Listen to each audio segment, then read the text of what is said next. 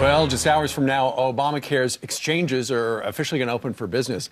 And the president wants you to sign up. That's right, but according to the most recent surveys, as many as 51% of Americans don't have enough information about the Affordable Care Act. So each day of this week, we're going to help. Jerry Willis is the host of the Willis Report on the Fox Business Network.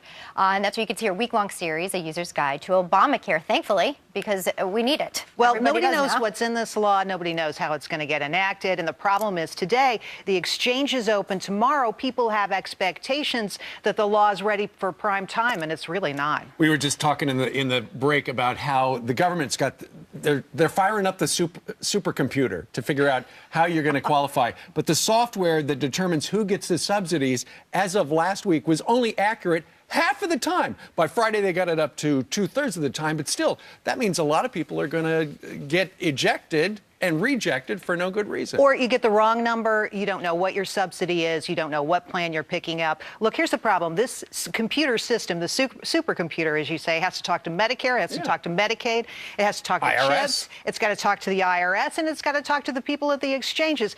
That is such a high hurdle, and they're just not prepared. They're not ready. The best advice today is don't sign up yet. Don't sign up on Tuesday, because these exchanges are just not ready.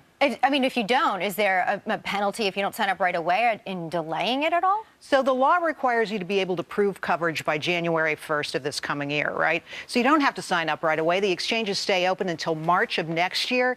And in fact, there's a little sneaky way you can wait until even March of 2014 to sign up. But I have to tell you, the onus is on you. You've got to prove you have coverage. You've got to have coverage for you, your kids, your wife. Everybody in the family has to be covered. This was the most controversial part of this law, the individual mandate, the government requiring you to go out and purchase a product in the marketplace. Well, their product, too. It's unprecedented. The first time they're requiring Americans to purchase their product. That's right. Without a choice. Yeah, act now before midnight.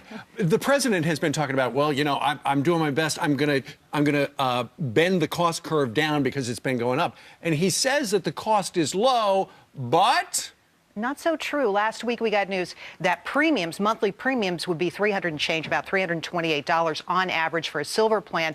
But the reality is your out-of-pocket costs are sky high. I have to tell you, you'll be paying double what people in workers' corporate plans pay in out-of-pocket costs. And by that I mean the deductible, the money that comes out of your pocket before insurance even starts. What's more, for prescription drugs, you may be paying 40% of that cost yourself. Well, now, why wouldn't the president tell us that part? It was pretty much a press release last week, I have to tell you. But they're pushing hard to get people to sign up. I mean, we saw Clinton saying everybody needs to be on. They're counting on everyone's contribution, correct? Well, to pay for this. And really counting on young people.